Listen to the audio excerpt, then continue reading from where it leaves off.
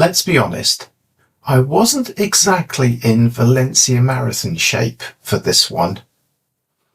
2.5 months of, let's say, nutritional experimentation had left me carrying a little extra race fuel around the waist, and the 5 hours 30 minutes race cutoff was a real concern. The drive up to Castellón the night before went smoothly enough, well, apart from a few Google Maps issues that turned my finding the Airbnb into a mini adventure. Eventually I found it, grabbed my bib from Playa Castellón, and then carb loaded like an absolute champion. Pizza, burgers, the works. Not exactly elite runner prep, perhaps, but hey, you fuel how you fuel. Sleep? Yeah, not too much of that. Too excited, strange bed, pre-race nerves, the usual stuff. I got up at 6 a.m. since the website clearly said an 8:30 start. Arrived at 7:30, guided by some helpful council workmen. Again, thanks for nothing, Google Maps. Only to find they were still constructing the start line and the finish. So what did I do? Coffee and croissant, obviously. Found a little cafe, chatted to 10k runners. Their event was huge compared to the marathon. I think it was like 2.5 times the number of runners entered. Then there was some start line chaos. The signs were all wrong. The faster runners were behind slower runners like me. Not ideal. Anyway, they fixed it eventually, and the 8:30 start? Yeah, not happening.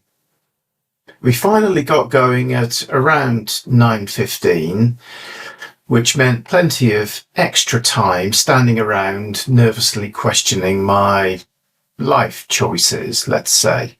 Anyway, that takes me to the race start. But hey, I had my trusty Asics Metaspeed Paris Edge super shoes. They served me well in Valencia, so surely, what could possibly go wrong?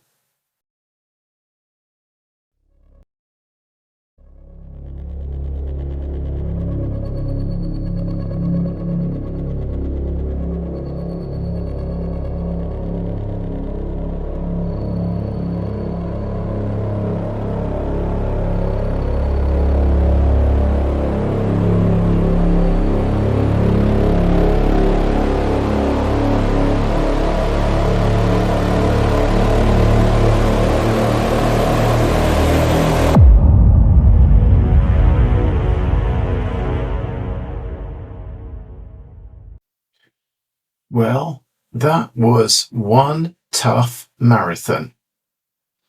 Once the confusion at the runners' corrals was sorted, we finally got going, and the early foggy conditions were just perfect, my kind of running weather.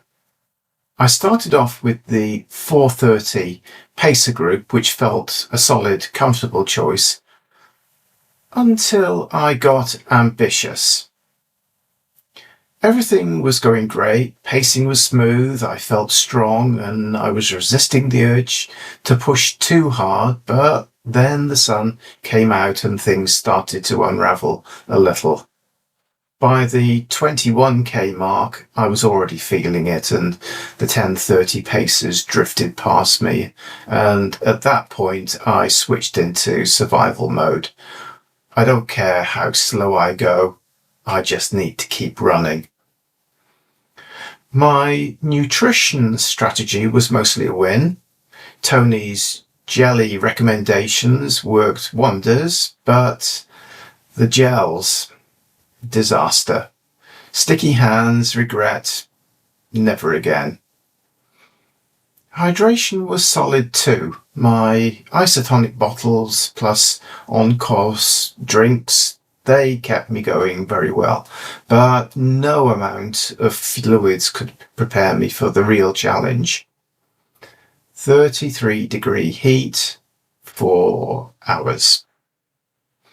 This was easily one of the hardest marathons I've ever done.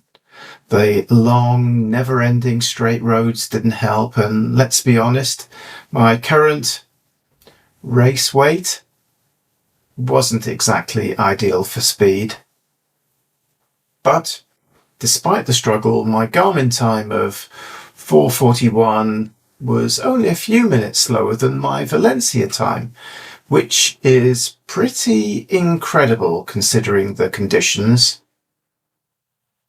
Crowd support was great, lots of Wenger and Animal from the spectators, and even an offer of beer mid-race. Well, actually, it wasn't mid-race, it was near the end. Tempting, but I politely declined.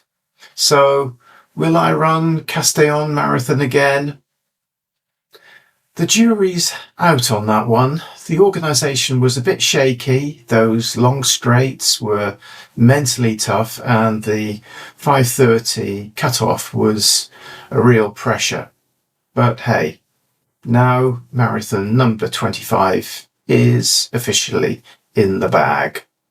Next up, the virtual Tokyo Marathon. I hope you will join me for that one. Let's keep running.